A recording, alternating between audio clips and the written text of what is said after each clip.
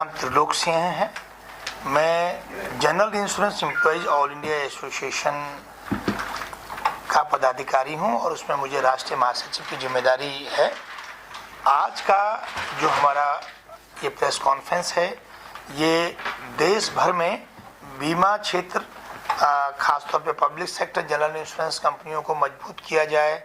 Public sector insurance कंपनियों के जो तमाम कर्मचारी हैं, अधिकारी हैं, पेंशनर्स हैं और जो तमाम हमारे स्टेक होल्डर्स हैं, उनकी जो तमाम मांगें हैं, उन मांगों का निदान हो, समय से निदान हो, उसके लिए जो हमारा संघर्ष और मजबूत हो, उसको लेके हम लोगों ने ये जागरूकता अभियान पूरे देश भर में चलाया हुआ है। चाहे वो नॉर्थ ईस्ट का हिस्सा हो, चाहे वो उत्तराखंड का हिस्सा हो, और आज हम यहाँ चंडीगढ़ में हैं। के यूनियन में कितने लोग हैं सर अभी जो आपके साथ हैं संगठन?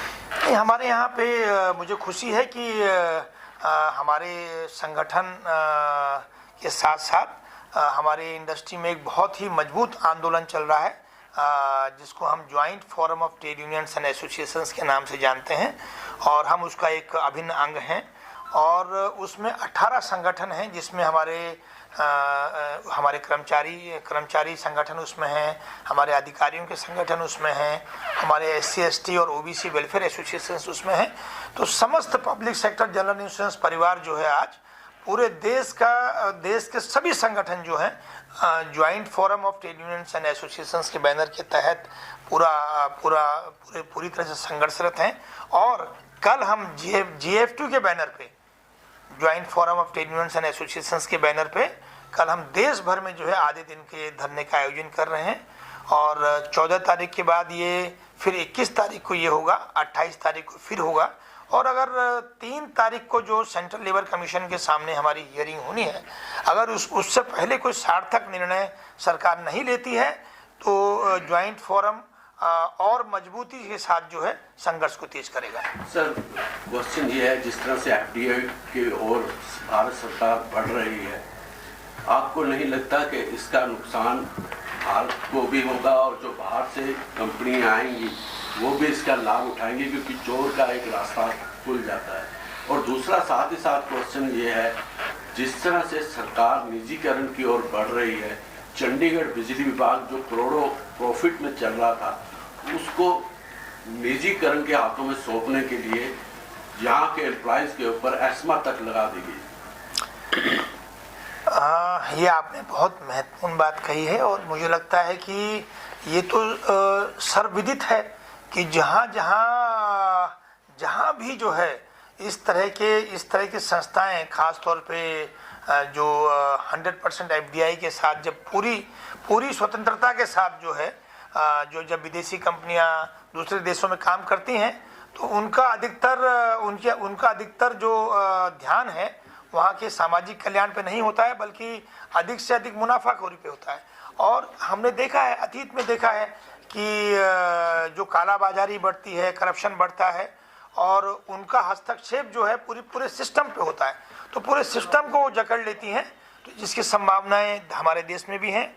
और मैं एक बहुत ईमानदारी के साथ और स्पष्ट तौर पे ये कहना चाहूँगा कि अभी आपने देखा कि हिडनबर्ग का जब इशू सामने आया, और उसमें भले ही वो अमेरिका में हिडनबर्ग की रिपोर्ट को लेके वहाँ से शुरुआत हुई, लेकिन हमने देखा कि कैसे हिडनबर्ग की रिपोर्ट में ये चर्चा थी कि किस तरह से हवाला के थ्रू पैसा जो है बाहर जाता है, और फिर वहाँ से जो है वो ब्लैक मनी जो है वाइट मनी में कन्वर्ट होकर भारत में आता है।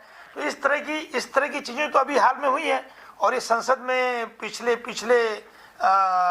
साल तो जो है ये सबसे बड़ा विषय रहा है। तो जब देश की संसद में ही इस पे, मतलब एक उदाहरण मैं दे रहा हूँ कि इतने बड़े नहीं, मैंने कहा कि ये तो छोटा सा उदाहरण है।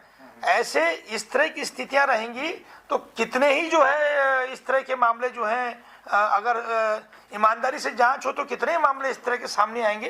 तो दुर्भाग्य है कि आज जो है श्रमिक वर्ग की ताकतें जो हैं वो संघर्षरत हैं, और कॉरपोरेट्स के पक्ष में जो नीतियां हैं, जो कॉरपोरेट्स जो हैं वो पूरे सिस्टम पे हावी हो गए हैं और एक तरफा तरीके से पूरे देश को हाँक रहे हैं। सर, भारत सरकार ये कह रही है एफडीआई की यदि हो जाएंगे तो रोजगार पैदा होंगे, जिससे बेरोजगारों को रोजगार मिलेगा। हमारी संस्था को बहुत ही प्रसन्नता होगी अगर देश की जो हमारी चुनी हुई सरकार है, हमारी सरकार अगर ये बात कह रही है, हमें बहुत प्रसन्नता होगी अगर वास्तविक रूप से ये होगा।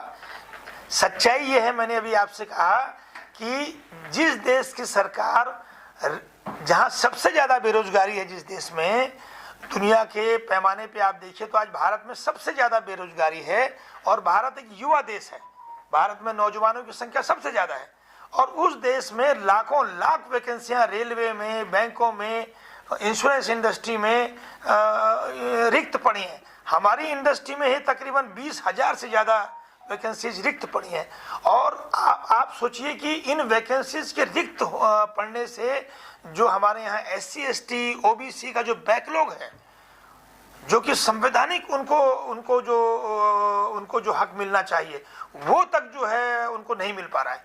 तो आप सोचिए कि जिस देश में सरकारी संस्थानों में रिक्त होते हुए भी वैकेंसी नहीं मिल रही है, वहां अगर सरकार ये कहे कि 100% FDI के बाद यहाँ रोजगार की बाढ़ लग जाएगी, तो ये इसमें हमें संदेह होता है।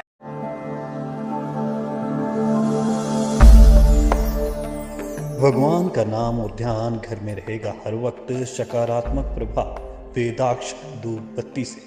वेदाक्ष ज्योतिष सेवा संस्थान द्वारा अभिमंत्रित धूप बत्ती रोज, मोगरा और बेलपत्र की महक से लक्ष्मी का होगा वास। वेदाक्ष धूप बत्ती।